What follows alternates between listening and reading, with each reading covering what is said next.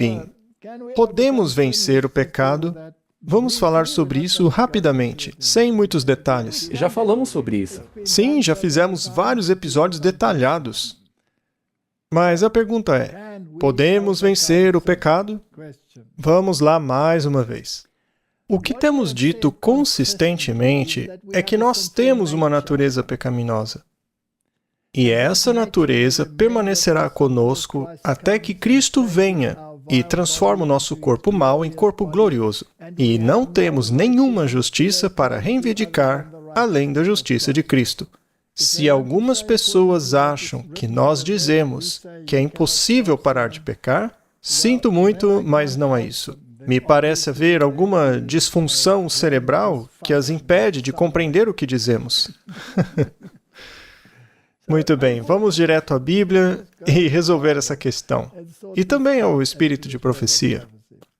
Romanos 3, versículo 10. E, aliás, poderíamos colocar muitos versos aí, mas esse somente basta. Como está escrito, não há justo nenhum sequer. O verso não está dizendo que não há justos até que estes tornem-se perfeitos e sem pecado. Não é isso que diz aí. Não, nem mesmo sobre a última geração. Não. Não há um justo sequer, nenhum. Então, sinto muito, Marty, mas você não é justo. Mas você pode ser coberto com a justiça de Cristo. Ainda bem. Mas se você acha que você é justo, você está dependendo das suas próprias vestes. Muito bem, vamos ler mais uma vez aquela citação. E já lemos ela tantas vezes aqui, mas enfim. Não podemos dizer que somos impecáveis até que este corpo mau seja mudado e feito em semelhança ao corpo glorioso de Cristo. Martin, você não me engana nem um pouco. Eu vejo perfeitamente que você não tem um corpo glorificado. Eu sei. Bom, eu também não tenho. Mas se buscarmos constantemente seguir Jesus, teremos a bendita esperança de ficar diante do trono de Deus sem ruga ou mancha, ou qualquer coisa do tipo, completos em Cristo, vestidos em sua perfeição e justiça. Isso está em harmonia com Romanos 3:10? É a mesma coisa. O livro de Romanos simplesmente não incluiu a última parte ainda sob a retidão e perfeição dele. Sim. Muito bem. Mas isso quer dizer, então, que estamos condenados a continuar pecando devido à nossa natureza pecaminosa? Não. Agora temos o problema. Mas não dizem que ensinamos que podemos continuar pecando? Eles simplesmente não entenderam. Não, eles não querem entender. Porque eles querem ser perfeitos. Eles se autoproclamam justos. Sim. Bom, o que realmente estamos dizendo aqui, Martin? Veja, nós temos uma tendência para pecar. E essa tendência vai continuar com a gente até que Cristo volte. O que não significa que temos que agir de acordo com essa tendência. Exato. Cristo morreu por nós, e quando aceitamos seu sacrifício expiatório, nos arrependemos e renascemos nele, ele nos cobre com a sua justiça e, por seu Espírito, tira os nossos corações de pedra e nos coloca em harmonia com a vontade dele. Então, o pecado se torna abominável para nós e passamos a vê-lo como ele realmente é. Mas se dissermos que não podemos vencer o pecado, então estamos dizendo que Cristo não faz nada e nossas vidas seriam uma negação do Evangelho.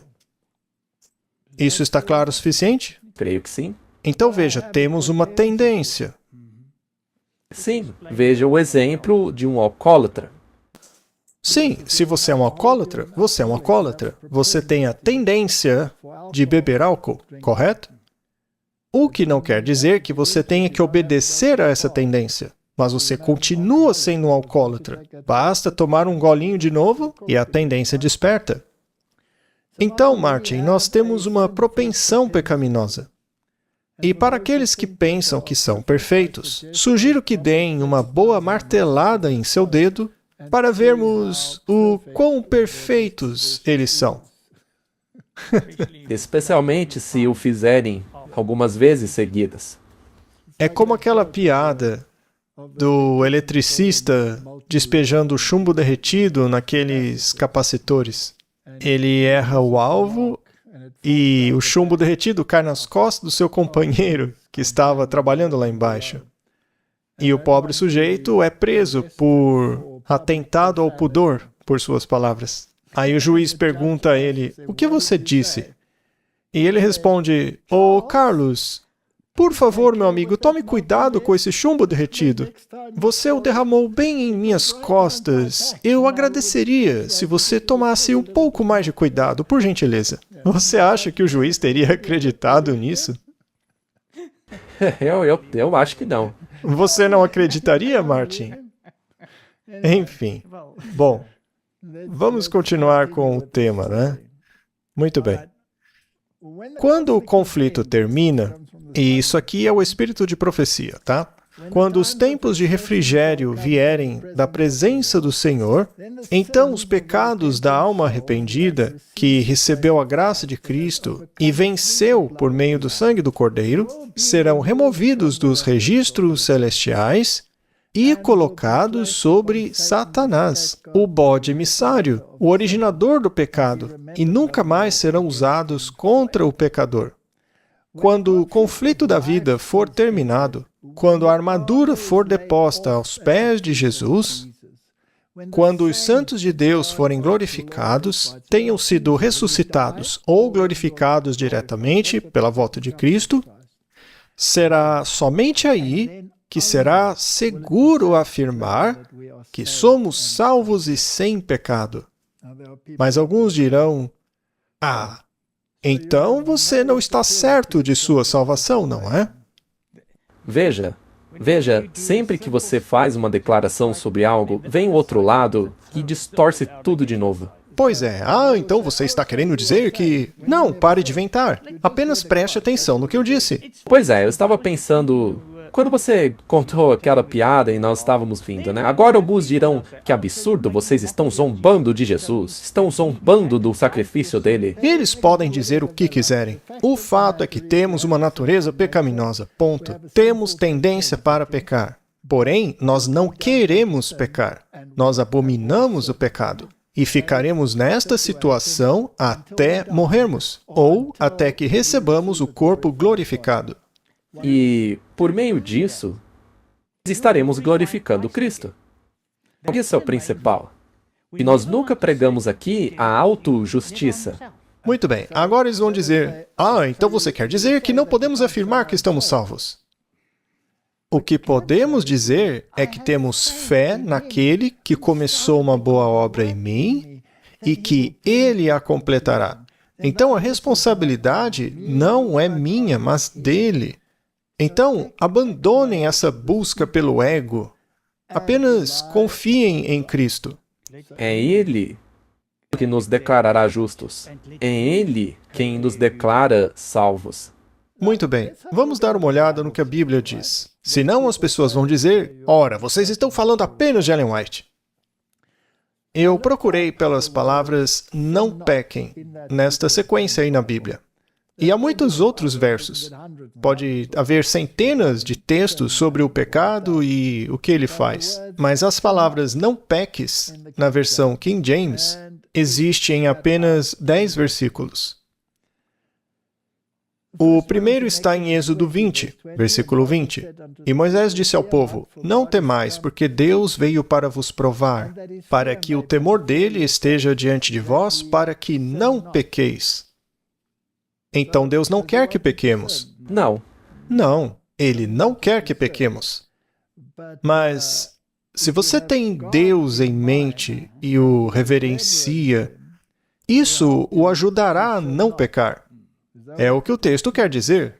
Sim, você estará se valendo da ajuda de Deus por se manter fixo nele. Muito bem. Então, quem faz isso em nós? Ele. E isso é o Antigo Testamento.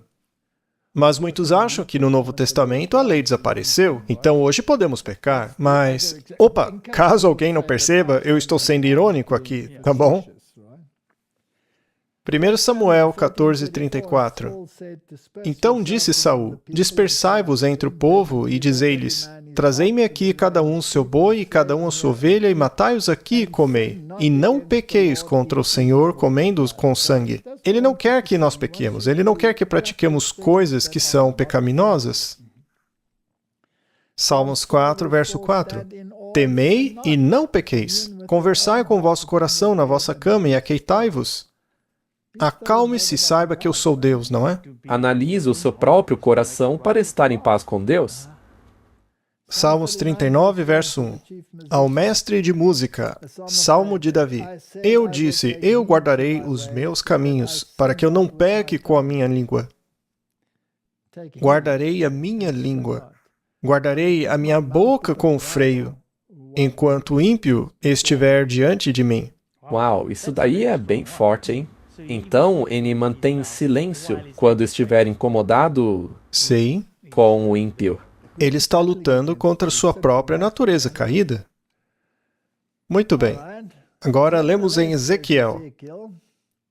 Contudo, se tu avisares o homem justo, aqui é Deus falando por meio de Ezequiel, para que o justo não peque e ele não pecar, ele viverá. Existe uma condição aí? Sim. Afinal, segundo a Bíblia, o resultado da transgressão da lei é a morte. E o resultado de não pecar é o livramento da alma. Vamos agora para o Novo Testamento. Desperte para a justiça e não peque. De quem é a justiça, Martin? De Cristo. Pois alguns não têm conhecimento de Deus, e falo isso para sua vergonha. Efésios 4, 26. Fiquem irados, mas não pequem. Essa é difícil, hein? Muito. É muito difícil. Que não se ponha o sol sobre a vossa ira. É possível que alguém controle sua ira até o pôr do sol? É algo que realmente exige nossa força de vontade. Estou irado, mas vou me controlar. E não pecar. E se o chumbo derretido desce pelas suas costas? Hein, Martin? Só Cristo para te dar força. Pois é, Martin. João, meus filhinhos, eu escrevo essas coisas para que não pequeis. Mas e se o chumbo derretido descer nas suas costas e você acabar estourando? Temos um advogado junto ao Pai, Jesus Cristo o Justo. Eu acho que eu não consigo parafrasear esse verso aí. Talvez. Talvez. Mas Com certeza vão me interpretar de maneira errada. Se alguém vir o irmão pecar, pecado que não é para a morte, peça e ele dará vida àqueles que não pecam para a morte. Existe um pecado para a morte, e eu não digo que deve orar por esse. Ele está se referindo ao pecado contra o Espírito Santo, quando você perde a capacidade de se arrepender. Mas devemos ajudar uns aos outros, apoiar uns aos outros. Toda injustiça é pecado. E há pecado que não é para a morte. eu estava pensando, quando estávamos lendo a parte que dizia: se alguém pecar, temos advogado para com o Pai. Agora, existe aquela questão que alguns acreditam que quando ficarmos sem mediador aqui na Terra, é aí que começa o problema. Sim, neste caso, a gente já deveria ter conseguido a perfeição. Mas não, porque o nosso corpo ainda não estará glorificado. Sendo assim, como ficaremos sem o mediador? Ora, a Bíblia nos diz o que vai acontecer. Ele diz que dará ordem aos seus anjos sobre você e eles irão protegê-lo desse ataque. Ou seja, manterão a influência do anjo maligno longe de você. Você foi estabelecido na verdade, você sabe o que é verdade e não vai desistir dela. E então os anjos irão protegê-lo naquele momento até que Jesus volte. A ideia de que algo especial será feito para a última geração é errônea, na minha opinião, porque a maneira como você é salvo ao longo de todas as gerações nunca mudou, e ela não vai mudar no final. Então, quando Elias foi trasladado e levado para o céu, por acaso ele foi um caso especial que recebeu essa bênção aí? Ou ele era como Maria, segundo os católicos, que obteve uma natureza não caída para que pudesse conceber o Salvador? Claro que não. Sendo assim, nada disso se aplica. O plano da salvação será o mesmo até o fim. E quando Jesus vier, ele transformará esse corpo mau em um corpo glorioso, mas quando estivermos aqui sem um mediador, os anjos vão nos proteger das más influências.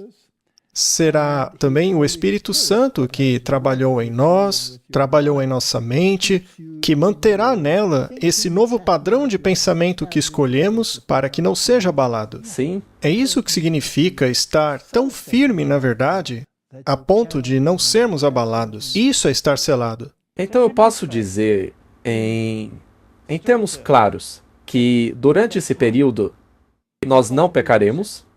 Sim, acho que é correto dizer isso. Nós não pecaremos. Exato. Não pecaremos neste período. O que não quer dizer que não teremos mais nossa natureza caída. Nós continuaremos com a tendência ao mal. Ainda assim, não pecaremos neste período. Eu acho que isso esclarece muito a coisa. Neste ponto, nós dizemos a mesma coisa, que não pecaremos. No entanto, nós não acreditamos que neste período nosso corpo já esteja sem a tendência de pecar. Porque, Martin, os anjos são impecáveis? Sim. Eles têm tendência para pecar? Não, eles não têm tendência para pecar. Certo. Mas eles caíram? Parte deles, sim. 1/3 pecou. Muito bem. Vamos ver outro exemplo. O Adão, lá no Éden. Ele era sem pecado? Sim. Ele tinha tendência para pecar? Não. Mas ele caiu? Sim. Então havia possibilidade. Sim. E há uma grande diferença aí. Faz toda a diferença. Então, Martin, mesmo que no fim dos tempos atingíssemos essa natureza perfeita, não poderíamos cair sem o mediador? Não poderíamos cair do mesmo jeito? Com certeza. Outra coisa, quando chegarmos ao céu, ainda teremos liberdade para escolher o pecado? Sim. Martin, se Cristo morreu pela sua liberdade de escolha, por acaso ele vai tirá-la no céu? Não. Isso seria ridículo. Ora, se fosse assim, por que ele não tirou essa liberdade logo no início, não é? Exatamente. Nós ainda teremos liberdade para pecar. Mas iremos? Não. Não. E por quê? Porque aqui estamos escolhendo o caminho da verdade, não da mentira. E quem é a verdade? Cristo é. Aham. Então nem mesmo um anjo está seguro sem Cristo. Se Cristo não tivesse morrido por causa do pecado, mais cedo ou mais tarde, Todos teriam caído. anjos, mundos não caídos, todos provavelmente acabariam pecando. Então todos no céu ainda dependerão de Cristo para permanecerem sem pecado por toda a eternidade. Mas já não haverá ninguém duvidando de Cristo, pois foi a semente da dúvida que foi lançada lá no início, que levou a essa separação de Cristo, que por sua vez levou as criaturas ao pecado. Foi por causa disso. Então, há 10 versículos na Bíblia que dizem não pequeis. Será então que Deus está pedindo o impossível? Não. Não. Muito bem. Então a mensagem do terceiro anjo, na verdade, é a da justificação pela fé. Muitas pessoas me escreveram perguntando se a mensagem da justificação pela fé é a mensagem do terceiro anjo. E eu respondo que esta é certamente a mensagem do terceiro anjo. Esta é verdadeiramente a mensagem. Ora, mas a mensagem do terceiro anjo não é a mensagem nos ordenando a não quebrar os mandamentos de Deus, não substituindo-os por uma ordem de mandamentos baseada em justiça própria que não está na Bíblia? A terceira mensagem não é essa? Então, como essa mensagem também é a respeito da justificação pela fé? É porque você não pode fazer isso sem que a justiça de Cristo lhe dê o poder para tal. Ela apresenta um Salvador exaltado. É isto que ela faz. Esta mensagem tinha como objetivo trazer mais destaque ao mundo para o Salvador exaltado, o sacrifício pelos pecados do mundo inteiro. Apresentava a justificação pela fé no fiador, convidava o povo a receber a justiça de Cristo, que se manifesta na obediência a todos os mandamentos de Deus. Esse é o X da questão. Ao recebermos a justiça de Cristo, somos capacitados a guardar os mandamentos. E, portanto, isso se manifesta. Martin, você era um violador do sábado antes de descobrir a justiça de Cristo, não era mesmo? Ora, sim, claro que era. Sim, claro que era. Mas agora que você descobriu a justiça de Cristo, você não desistiu do falso sábado, passando a guardar o verdadeiro? Sim. E foi fácil, não foi? Não, não foi. Mas você conseguiu. Sim. Porque a verdade, eu acredito que é isso que Deus requer de nós. E isso fez obedecer. Então você parou com esse pecado? Sim.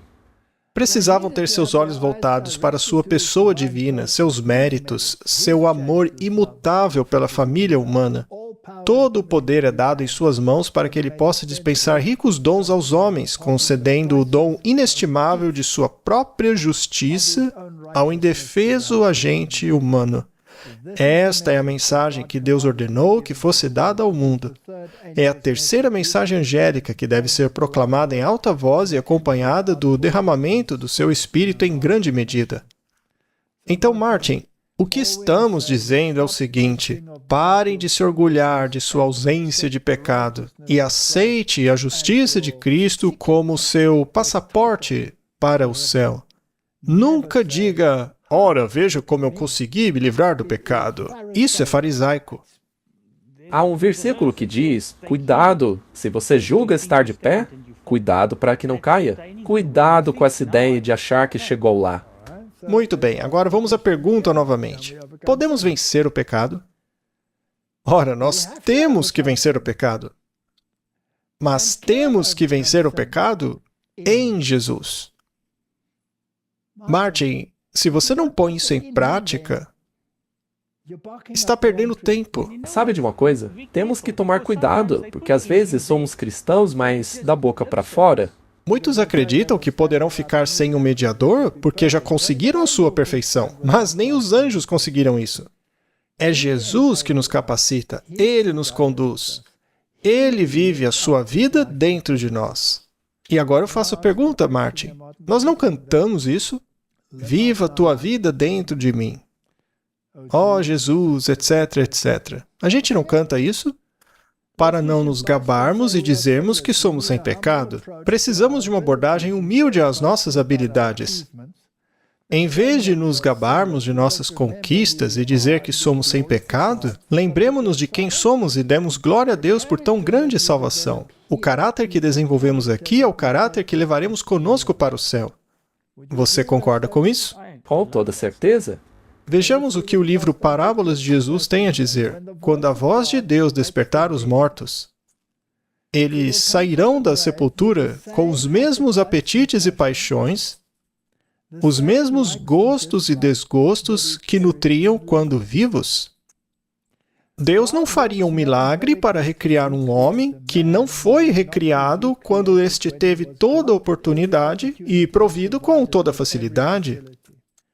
Durante seu tempo de vida, esse homem não teve prazer em Deus, não teve prazer em servir a Deus. Seu caráter não está em harmonia com Deus, e ele jamais seria feliz na família do céu. Simples assim.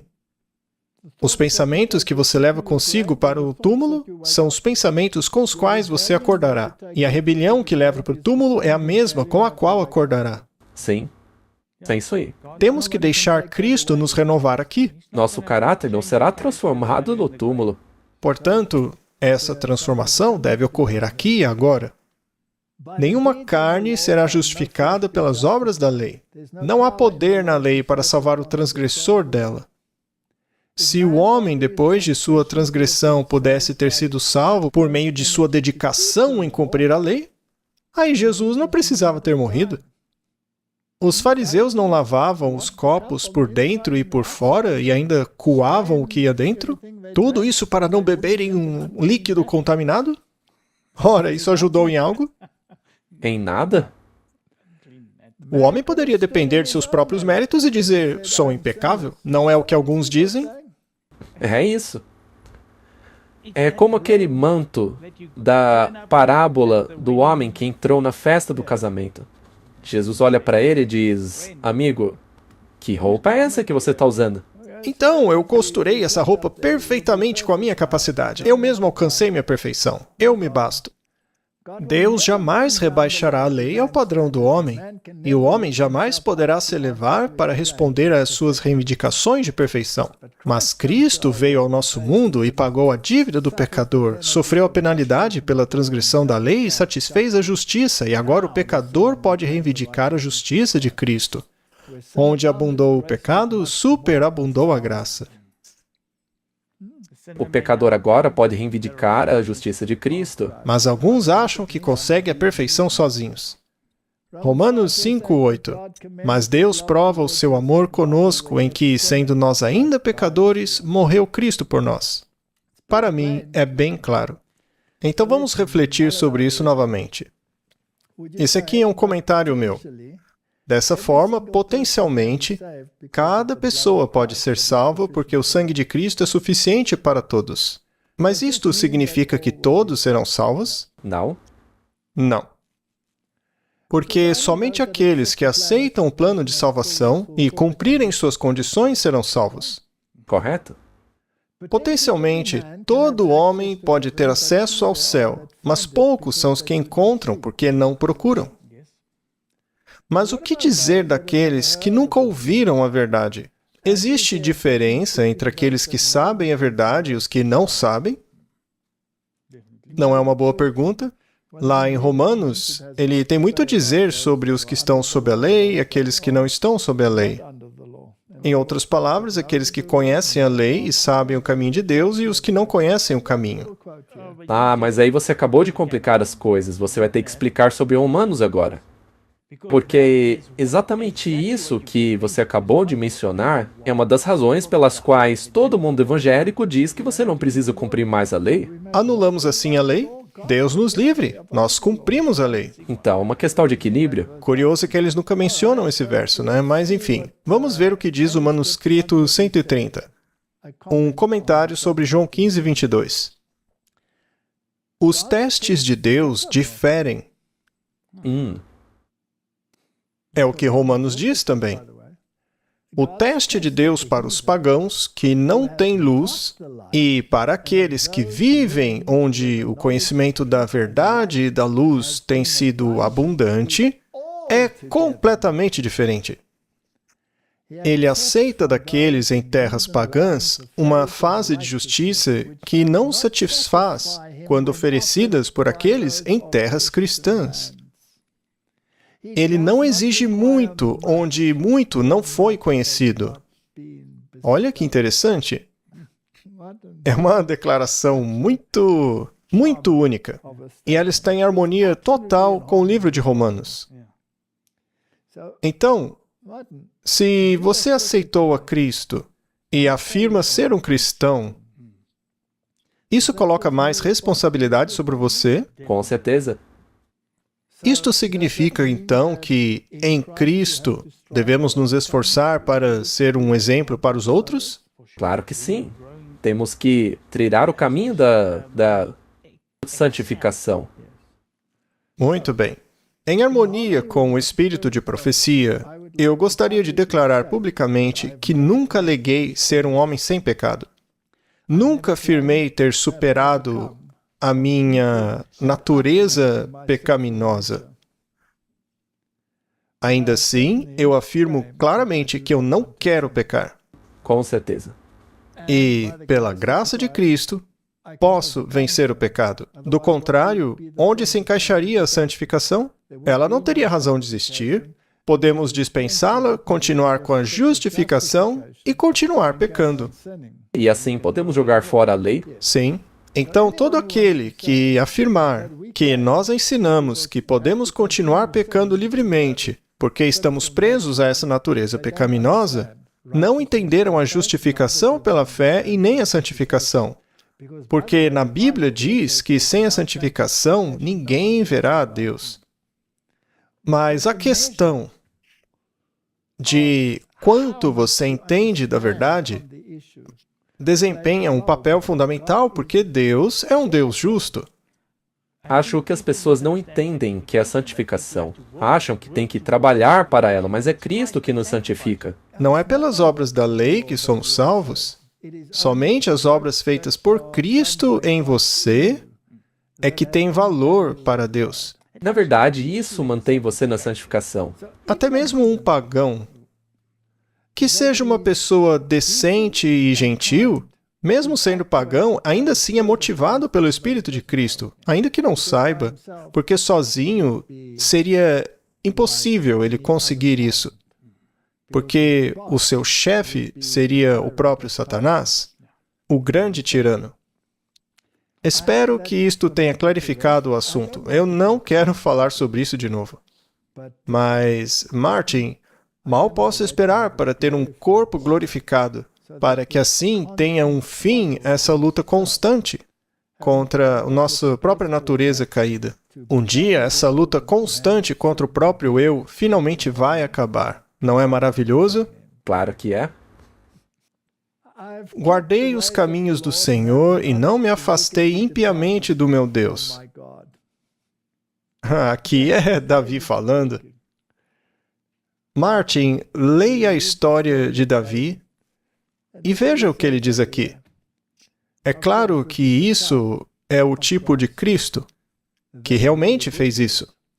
Ele não fez nada de mal e nunca se afastou de Deus. Então, sua única reivindicação seria o tipo de Cristo. Pois todos os seus juízos estavam diante de mim e não rejeitei os seus estatutos.